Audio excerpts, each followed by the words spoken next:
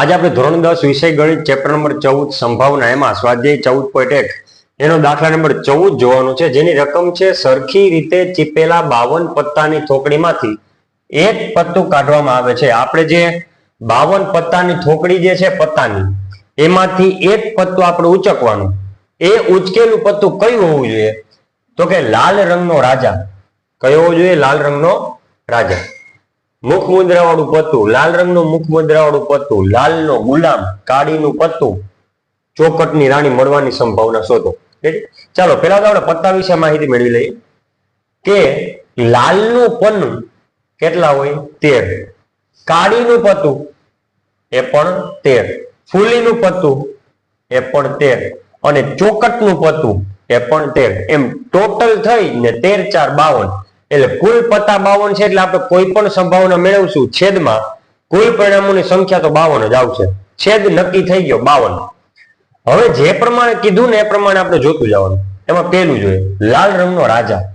હવે જો પેલું ધારો કે લાલ રંગનો રાજા મળે તે ઘટના કે મેં રાજાને છે ને કે લખેલું હોય, એટલે આપણે ઘટના લઈ લીધી કે, તેથી પી ઓફ કે બરાબર, હવે ખાસ શબ્દ ઉપર ભાર મૂકજો, લાલ રંગનો છે, રંગ લાલ રંગ। હવે લાલ રંગનો રાજા છે ને, એક તો લાલનું પત્તું હોય અને ચોકટનું પત્તું પણ હોય। આ બે પન્ના છે, આ બે રાજા એવા છે કે આ બંને રાજાનો રંગ લાલ હોય, એક લાલનું પત્તું અને એક ચોકટનું પત્તું। એટલે બે રાજા એવા છે, એટલે અંશમાં સાનુકૂળ પરિણામ શક્ય પરિણામની સંખ્યા 2 અને છેદમાં 52, 2 ના ભાગ પડ્યા, 2 1 2 52 એટલે 26 2 52, ઉપર 2 નીચે 2, જવાબ આવ્યો 1, અંશમાં વધે 26 છેદમાં 1 ના છેદમાં 26। એટલે પેલો જે આપણને સવાલ પૂછ્યો લાલ રંગનો રાજા, એનો જવાબ આવશે ઘટનાનો 1 ના છેદમાં 26। હવે બીજું મુખ મુદ્રા વાળું પત્તું। હવે મુખ મુદ્રા વાળું પત્તું એટલે શું? તો કે એ પત્તું આપણે જોઈએ ને તેમાં આપણને મોઢું દેખાય। હવે મોઢા વાળા પન્ના કેટલા? તો કે એક તો બધાયમાં રાજા ને મોઢા હોય, એટલે એવા રાજા કેટલા? તો કે 4। પછી રાણીને પણ મોઢા હોય, 4 એ 4 રાણીને, એટલે એ પણ 4। પછી ગુલામ છે ને, ગુલામ એને પણ મોઢા હોય, મુખ મુદ્રા 4, એટલે ટોટલ કેટલા પન્ના થયા? તો કે 12, બરોબર। 4 રાજા, 4 રાણી અને 4 ગુલામ, એમને મુખ આવેલા હોય, એટલે 4 ને 4 8 ને 4 12। તો સાનુકૂળ પરિણામ આપણે પેલા તો મુખ મુદ્રા વાળું પત્તું મળે તે ઘટના એ લઈ લીધી, એ છે। તેથી સંભાવના પી ઓફ એ બરાબર અંશમાં 12, કેમ કે જો એવા આપણને પત્તા કેટલા મળ્યા? 12, છેદમાં તો 52, 12 ના ભાગ પડ્યા 4 3 12, 52 એટલે 13 4 52, અંશમાં 4 છેદમાં 4 ઉડી ગયા, અંશમાં વધશે 3 છેદમાં વધશે 13, એટલે 3 ના છેદમાં 13 આપણો જવાબ। હવે ત્રીજું લાલ રંગનું મુખ મુદ્રા વાળું પત્તું મળી સંભાવના। હવે મુખ મુદ્રા વાળું પત્તું તો હોવું જોઈએ, પણ લાલ રંગનું, તો લાલ રંગનું મુખ મુદ્રા વાળું પત્તું મળે તે ઘટના બી છે, તેથી સંભાવના પી ઓફ બી બરાબર છેદમાં તો 52 છે જ। હવે મુખ મુદ્રા વાળું પત્તું જે છે એમાં પણ પાછો લાલ કલર હોવો જોઈએ, તો આ કાળા કલર જે છે ને એના, ચાલો લાલ રંગ, ચોકટમાંય લાલ રંગ, એટલે એવા બે રાજા આવે, અહીં સંખ્યા 2 2 આવશે બધી, 2 રાજા, 2 રાણી અને 2 ગુલામ, 2 ને 2 4 ને 2 6। આ એવા પત્તા છે કે જેને મુખ મુદ્રા પણ છે અને લાલ રંગે છે, એટલે 3 ને 3 6, એટલે અંશમાં શું એવું? 6, ભાગ પડ્યા 6 ના 3 2 6, 52 ના ભાગ પડ્યા 26 2 52, અંશમાં 2 છેદમાં 2 ગયા, અંશમાં હોય તો 3 છેદમાં હોય તો 26, એટલે 3 ના છેદમાં 26 આપણો જવાબ।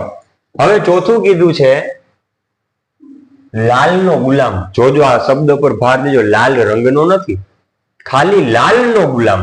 હવે જો લાલના ગુલામની વાત કરો તમે, તો લાલ અને એમાં ગુલામ એક અને માત્ર એક જ હોય। લાલનો ગુલામ મળે તે ઘટના જે છે, કેમ કે ગુલામ છે ને જે તરીકે દર્શાવેલ હોય પત્તામાં, એટલે ઘટના છે, તેથી સંભાવના પી ઓફ જે બરાબર છેદમાં તો 52 છે જ। હવે લાલનો ગુલામ એક અને માત્ર એક, એટલે અંશમાં શું આવશે? સાનુકૂળ પરિણામની સંખ્યા 1। ચાલો હવે પાંચમો દાખલો, કાળીનું પત્તું। ફરીથી ધ્યાનથી વાંચવાનું, કાળા રંગનું પત્તું નથી કીધું, કાળીનું પત્તું। હવે જો કાળીના પત્તા કેટલા છે?